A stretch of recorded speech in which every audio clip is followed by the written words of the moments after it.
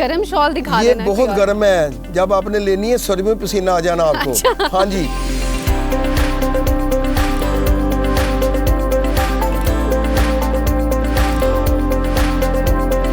बहुत ज़्यादा शोर है, मुझे कुछ समझ नहीं आ रही, कुछ पता नहीं चल रहा। आजा आजा।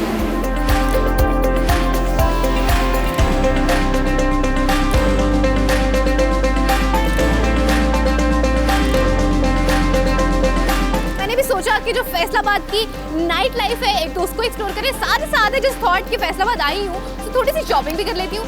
सो let's just come and do the shopping as well. Come come कम।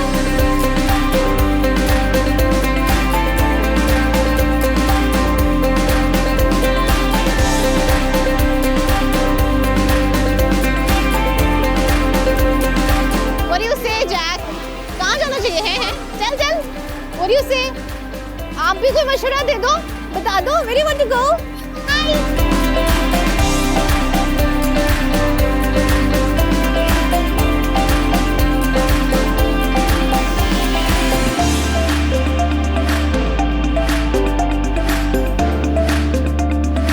क्या करना है अभी मैंने? कुछ भी नहीं करना मैंने। क्या करना है?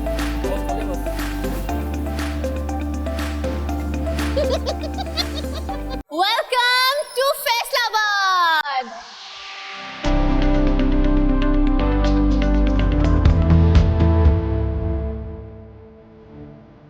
और मैं पहुंच चुकी हूँ Ghantaghar and as you could see जो मौसम है बड़ा अच्छा हो रहा है। रास्ते में थोड़ी बारिश भी थी लेकिन एक्चुअली एंजॉयड दैट बारिश मुझे बहुत ज़्यादा नहीं थी। सो अभी चलते हैं इस एरिया को एक्सप्लोर करते हैं क्योंकि मैं देख रही हूँ इर्द गिर्द रश भी बहुत ज़्यादा होना शुरू हो गया। इससे पहले कि मज़ीद रश बढ़े, let's just go and explore the area.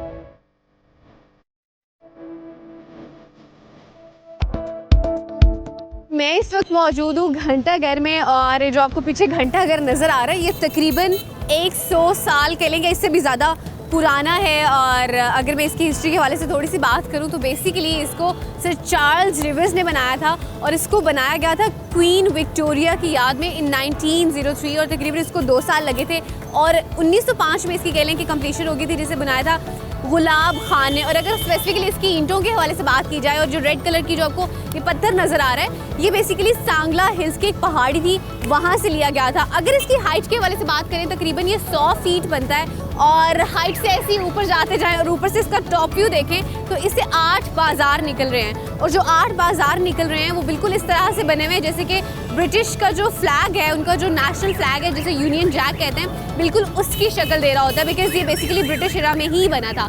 सो ये कुछ फैक्ट्स है अबाउट दिस क्लॉक टावर। अभी चलते हैं आगे और इसके बाजारों को एक्सप्लोर करते हैं। Let's go.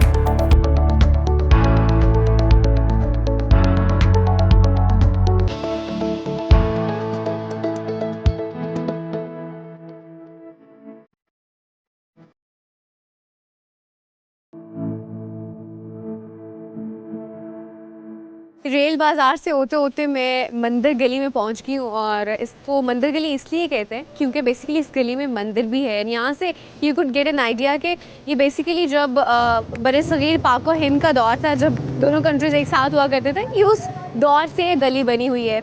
सो यहाँ से you could have an idea. और अभी तो यहाँ पे आपको सारे के सारे बाज़ार और सिर्फ दुकानें नज़र आएंगी। पहले ऐसे नहीं होता था। पहले यहाँ पे क्या होता था कि लोग जो है वो साइकिल पे आके और कपड़े बेचा करते थे। फिर वहाँ से सिस्टम इस तरह से चला कि फिर लोगों ने फट्टे पे चीज़ें लगाना शुरू कर दी और वहाँ से चलते चलाते बेसिकली यहाँ पे घर हुआ करते थे। तो घरों से लोगों ने दुकानें निकालना शुरू कर दी।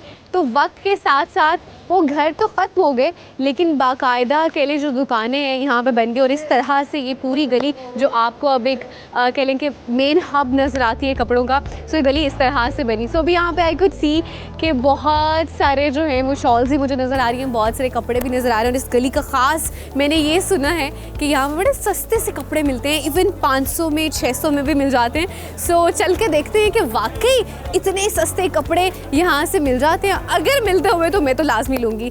सो let's go to the shop and see कि यहाँ पे क्या रेट्स हैं।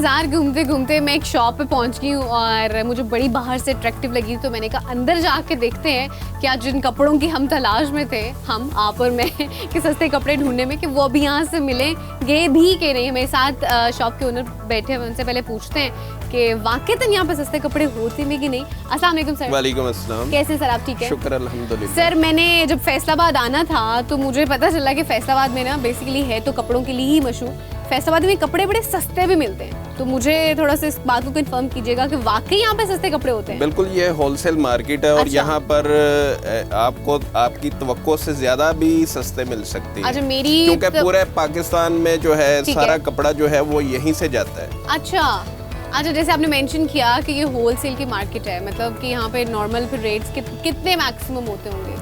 यहाँ पर जो है वो 500 से लेके 1000 रुपए तक 500 वाला सूट मतलब भी 500 मिलेगा। का क्या कोई एक चीज दुपट्टा वो कोई बाजार में अगर आप लोग जाएंगे परचून में, वो तो आपकी टेंड कर देंगे। अच्छा अच्छा, खैर तो पूरा सूट जो है बेसिकली वो 500 का मिल जाता है? जी बिल्कुल। अच्छा, वाकई में ऐसे अगर कुछ है तो मैं आपको दिखाता हूँ, ये लीलन की क्वालिटी है। अच्छा, और इस पे आप एम्ब्रॉयडरी भी करवा सकते हैं और प्लेन भी पहन सकते हैं। ये क्या मतलब सिर्फ प्लेन ये पूरा सूट 500 का मिलेगा? हाँ जी, 500 का मिल जाएगा, शलवार अच्छा। और कमीज। नहीं तो मुझे कुछ प्रिंटेड में दिखाए ना, सिंपल का मैं क्या करूँ, मुझे कुछ Printed में प्रिंटेड में दिखा कोई चीज दिखा दें। हाँ, ये अच्छा इसमें लग रहा है, ये कलरफुल खूबसूरत सा। डिजाइन है। ये अगर ब्रांड पे जाएंगे ना आप लोग, हाँ। तो ब्रांड पे आपको तकरीबन 2500-3000 रुपए का मिलेगा। हाँ, ये बात तो है, ये बात तो है। और ये जो है आपको 500 रुपए का मिलेगा, मगर आप लोग मुतमिन वहीं पे होते हैं जहाँ पर आप ये लोगों मसला है को ना, छुरी पता फेरती है ना, नहीं, ये आप लोगों लड़कियों को का मसला है। आप लोगों को ये दुकानदार जब छुरी फेरती हाँ। है ना, फिर आप लोग मुतमिन होते हैं। नहीं, वैसे मैं आपकी इस बात से एग्री करूंगी क्योंकि मुझे कल ही पता चला था किसी से कि जब फैसलाबाद जब मैंने आने का प्लान किया था तो मुझे ये चीज़ राज की पता चली थी कि आप चाहे किसी भी ब्रांड पे चले जाएं या आप किसी भी एक लोकल मार्केट पे चले जाएं, जो नॉर्मल रेट मैक्सिमम जो कपड़े का होता है ना वो कोई 600 का होता है, इससे ज़्यादा ऊपर जो ना वो एक्स्ट्रा की चीज़ है। So I have reached to Gohar textile mills और मैं आपको बताती चलूँ कि फैसलाबाद अगर हम बात करें स्पेसिफिकली टेक्सटाइल के हवाले से तो मुल्क का सबसे बड़ा शहर कंसिडर किया जाता है। और गोहर टेक्सटाइल मिल्स में स्पेसिफिकली आने का मकसद ये है कि आपको दिखाया जाए कि बेसिकली जो कॉटन है उससे धागा कैसे बनता है, उस धागे से जो कपड़े आप पहन रहे होते हैं वो किस तरह से बनते हैं। सो आइए चलते हैं और देखते हैं पूरे का पूरा प्रोसेस। Let's go.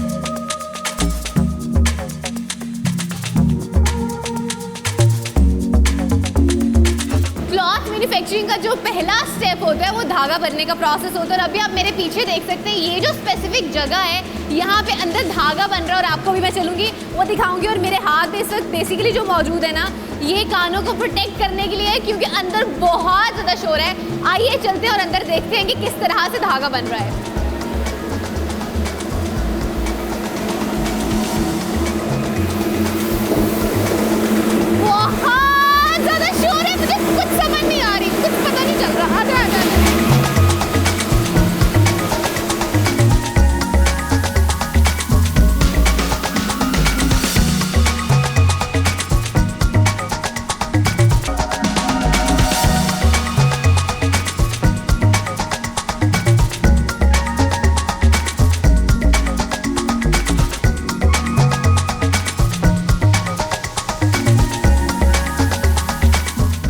स्पिनिंग का प्रोसेस तो हमने आपको दिखा दिया कि किस तरह से बेसिकली कॉटन से जो कपड़ा है वो उसके बनने तक के प्रोसेस के बीच में जो धागे का प्रोसेस आता है वो किस तरह से बनता है, वो तो हमने दिखा दिया आपको स्पिनिंग के सेक्शन में। अभी चलते हैं अगले सेक्शन में और वहाँ पे देखते हैं कि वो जो धागा जो हमने पीछे बनते देखा था आगे वो कपड़े में किस तरह से चेंज होता है। चलते हैं और वो आपको दिखाते हैं।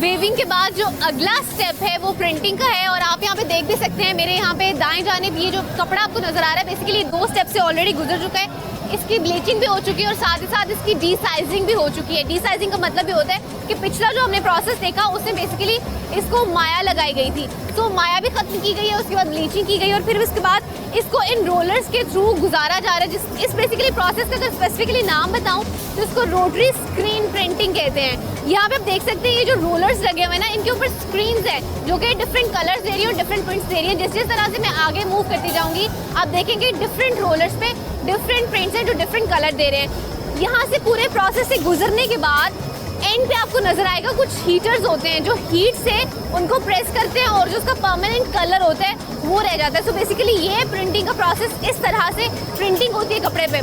सो अभी चलेंगे आगे और आपको दिखाएंगे अगला स्टेप। अच्छा, अभी मैंने आपको दिखाई थी रोटरी स्क्रीन प्रिंटिंग, अभी मैं आपको दिखाने लगी हूँ डिजिटल प्रिंटिंग। जैसे कि आप देख भी सकते हैं पीछे आपको रोलर नज़र आ रहा होगा, इस पे ये सफ़ेद कपड़ा है। ये सफ़ेद कपड़ा आगे जाता है, आगे पूरे का पूरा प्रिंट जो है वो इसके ऊपर छप जाता है। बेसिकली जो पिछला तरीकाकार था वो थोड़ा सा एक पुराना तरीकाकार था, ये जो है इट्स लिटिल बिट डिफरेंट। यहाँ पे आप देख भी सकते हैं ये जो है ये इसको प्रिंटिंग हेड कहते हैं। प्रिंटिंग हेड के ऊपर बेसिकली पूरे का पूरा प्रिंट होता है जो सफ़ेद कपड़े के ऊपर छाप देता है। सो बेसिकली यहाँ पे ये जो होता है प्रिंट डल रहा होता है और यहाँ पे आगे देख भी सकते हैं ये कंप्यूटर की स्क्रीन आपको नज़र आ रही होगी, यहाँ से प्रिंट निकलता है। अब डिजिटल प्रिंटिंग मशीन में और जो रोटरी स्क्रीन प्रिंटिंग मशीन मैंने आपको दिखाई थी इन दोनों में फ़र्क ही है। वहाँ पे बेसिकली रोलर्स लगे होते हैं, वो रोलर्स जो होते हैं ना वो एक रोलर पे एक प्रिंट आ रहा होता है, लेकिन इसकी खास बात ये है कि पूरे का पूरा प्रिंट जो है कंप्यूटर से आप लेते हैं। आप पीछे देख भी सकते हैं कि पूरे का पूरा जो प्रिंट है ना वो छप रहा है। सो प्रिंटिंग मशीन में ये जो अभी डिजिटल है इसमें और रोटरी स्क्रीन जो पिछली मशीन मैंने आपको दिखाई थी इन दोनों में फ़र्क ही है। सारी ख़वातीन जो कि बेसिकली इस तरह के प्रिंट पहनती हैं, मैं उनको बताती चलूँ कि ये जो प्रिंट अभी आपके सामने मौजूद है ये तरीकाकार है, इस तरह से कपड़ा बन रहा होता है और ये वो कपड़ा होता है जो बाद में आप अल्टीमेटली जब मार्केट में आता है तो आप पहन रही होती हैं। फिलहाल ये मैंने आपको दिखाया, पिछले आपको मशीन दिखाई, अभी चलते हैं आगे और इसका लास्ट स्टेप आपको दिखाते हैं। पूरी फैक्ट्री विजिट करने के बाद आई हैव रीच्ड दिस पॉइंट जहाँ पे पैकेजिंग बेसिकली हो रही होती है। ये जो पूरा सेक्शन आपको नज़र आ रहा है ये पैकेजिंग का सेक्शन है और मेरे पीछे भी इनफैक्ट आप देख सकते हैं लोग काम कर रहे हैं। मेरे दाएं जानिब आपको और बाएं जानिब भी इनफैक्ट नज़र आ रहा होगा बहुत सारे बॉक्सेस जो हैं वो पैक्ड हुए पड़े हुए हैं। इनफैक्ट अगर हम देखें तो यहाँ पे कुछ ऐसी प्रोडक्ट्स हैं उनकी पहले प्राइमरी पैकेजिंग होती है, जैसे कि एज एन एग्जाम्पल आपको दिखाती चलूँ। अगर आप ये देख रहे हैं ये बेडशीट आई गेस इसकी पैकेजिंग हुई है, इसको प्राइमरी पैकेजिंग कहते हैं। इसके बाद इसने बॉक्स में पैक होना है which is called as secondary package. So इसको कह लेंगे पूरे प्रोसेस को ये पैकेजिंग में आ जाता है और ये एक फैक्ट्री की कह लेंगे लास्ट स्टेप होता है और यहाँ से it's ready to get out of this whole thing. मैं इस वक्त मौजूद हूँ लालपुर गैलरिया में। सो डेफिनेटली मैंने आपको पूरा शहर विजिट कराया और साथ ही साथ आपको मैंने फैक्ट्री भी दिखाई जहाँ पे कपड़ा बन रहा होता है। सो मैंने भी सोचा कि जो फैसलाबाद की नाइट लाइफ है एक तो उसको एक्सप्लोर करें, साथ ही साथ जिस थॉट कि फैसलाबाद आई हूँ सो थोड़ी सी शॉपिंग भी कर लेती हूँ। So let's just come and do the shopping as well. Come come कम।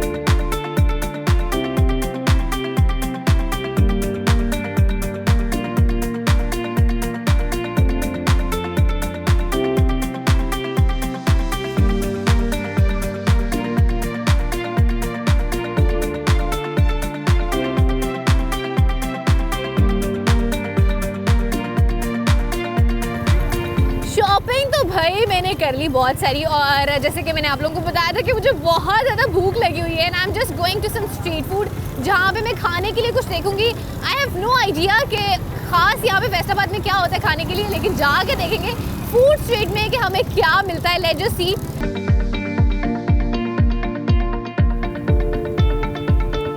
और फाइनली मैं पहुंच चुकी हूँ फूड स्क्वाड में।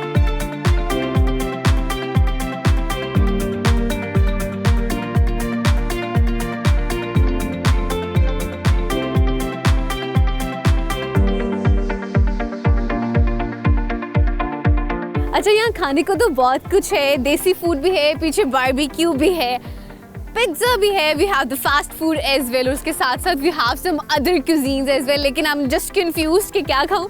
अभी देखते हैं, कुछ सोचते हैं। मैं जैसे कि मेंशन करी थी कुछ चटपटा खाने को दिल कर रहा है, सो let's just find out something चटपटा।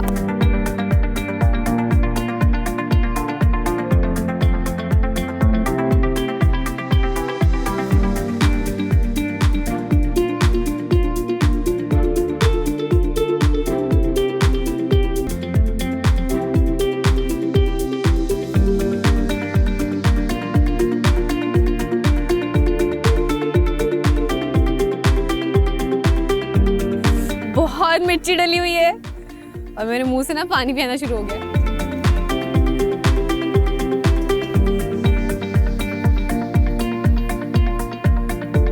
बहुत खट्टे हैं।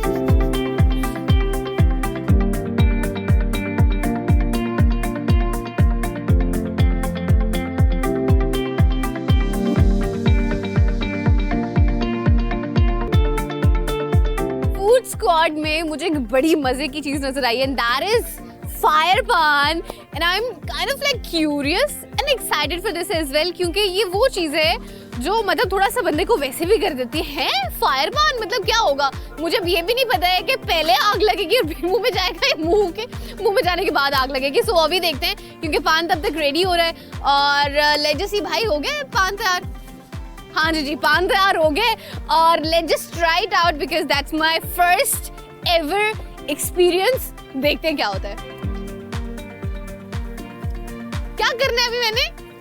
कुछ भी नहीं करना मैंने। क्या करना है?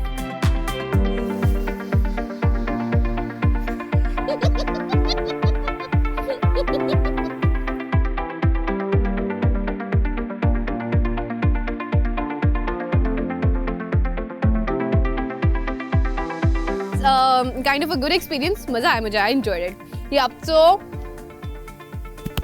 जो मैंने पीछे खा ली ना गोलगप्पे, मेरा हो गया पेट फुल, ऊपर से जो रईसी कसर थी वो कर दिया पान में पूरी। तो अभी जो है थोड़ा हम वो चले जाते हैं, उससे मुगलिया दौर में है। हम आपसे उस तरीके से बात करते हैं क्योंकि हम तो पान खा रहे हैं।